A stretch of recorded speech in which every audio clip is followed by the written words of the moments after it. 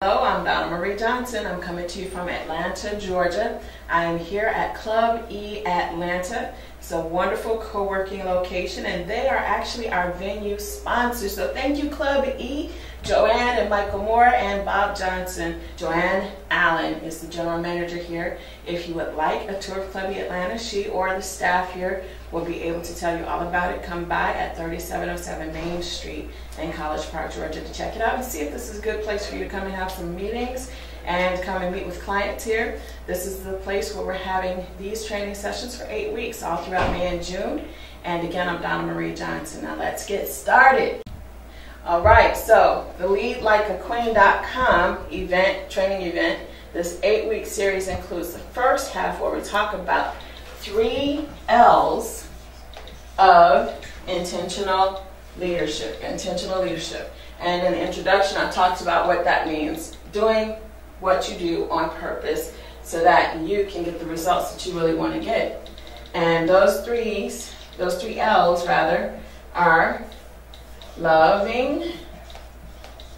All right, so when you are looking to build any kind of goals, if you're going after whatever goals, be it just that you want to be a great parent, or if it's just that you want to be an excellent student in school, or if it's that you want to have a great business in your community and be a blessing inside of your community. It doesn't matter what you're doing.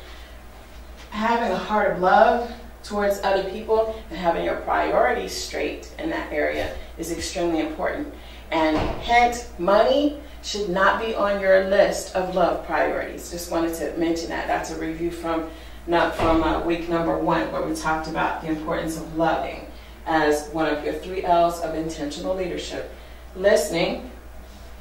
I shared some of my mistakes in the area of listening last time, and I was laughing, but it's not funny. When you don't listen correctly, when you don't acknowledge that person that you have really heard them, it can hurt your relationships because you're so caught up in your own stuff that you become defensive and you don't really listen well. So want to make sure that you check out week 2 and make sure you really understand what I shared about mistakes that you can do when you're listening and not listening well, like I've done.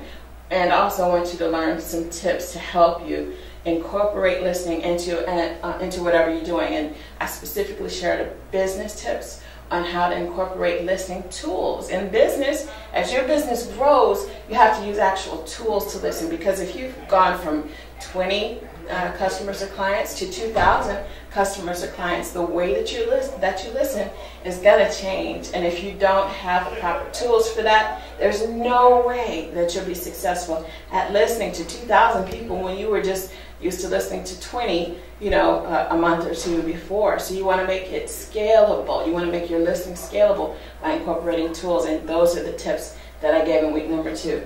Now, week number 3, in terms of learning, as I said earlier, you're going to peel back layers. You're going to keep learning, not just in your industry, but in life too. And we're going to go through and talk about the areas where you need to focus your learning. So let's dig in.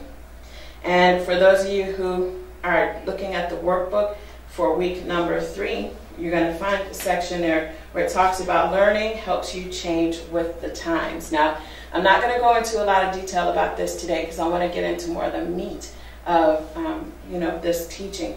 But this is one of the things that you do need to understand so that you don't neglect your learning. So earlier I said one of the benefits of going ahead and seeking to continue learning is that you can peel back more layers of wisdom and get better understanding on topics that you may already know.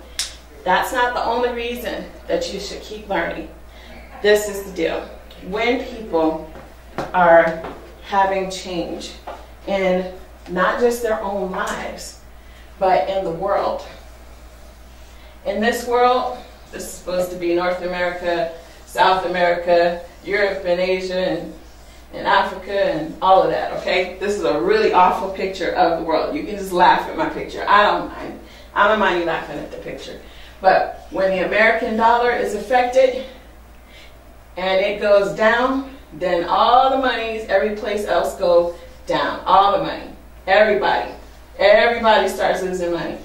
So the economy for our country is related to the economy for every country that is doing anything, big in the world. So as we close out this LeadLikeAQueen.com training series for week number 3, I want to make sure that you understand what it is that you're supposed to be learning out of this. You're supposed to be learning that intentional leadership is what you're doing on purpose. 3 L's of those 7 principles of intentional leadership are loving on purpose, listening on purpose. If you're a bad listener, build those skills. Learning on purpose. Learn that you can embrace peeling back those new layers. Even if you've heard it before, you peel back some new layers. Embrace that and watch and see how your story is going to change. Now, in the actual workbook, you're going to be learning about areas where you should be focusing your attention to expand your learning. Industry learning, of course. You don't get into an industry and never learn anything new anytime ever. Every industry changes some. So keep learning. Godly wisdom. And number 1, in the loving section and also in the listening section, we talked about the spiritual component of ourselves and some of the things we can do to be intentional leaders in that area. So you're going to take a look at this workbook and see some more information on that. Then in terms of practical wisdom, I talked about that earlier. Wisdom trumps knowledge. Learn how you can use everything that you're gathering from all the different industry trainings you're in and pull that in with the wisdom. Combine it with the wisdom that you have for your own life. If you're a caregiver like me, if you're a homeschool mom like me, if you're a student like our awesome camera lady, Miss Olivia, or she's a former student, a recent student. If you are a young student like my daughter, who's my assistant today, then you will have to apply all of the knowledge that you're gaining from different people, from different classes and trainings and everything. You'll have to apply it in different ways. It's not going to work the same for me as it works for you. So that's where the practical wisdom kicks in. You take those things and you run with them. And one bonus tip, when you learn from other people, you have to chew the meat and spit out those bones, because sometimes people will tell you things that are partially really helpful and some of it is just total mess that you can't use. So just be willing to listen, but know what's for you and what's not. And then the second thing is, when you're learning from a mentor or from a teacher or trainer, own it. Own that information. You're not going to put it in your life the exact same way as everybody else does. So learn how to put it into your life in a way that shows who you are in your own unique way. So that's it. Again, I'm Donna Marie Johnson. Check me out at LeadLikeAQueen.com. God bless you. Bye-bye.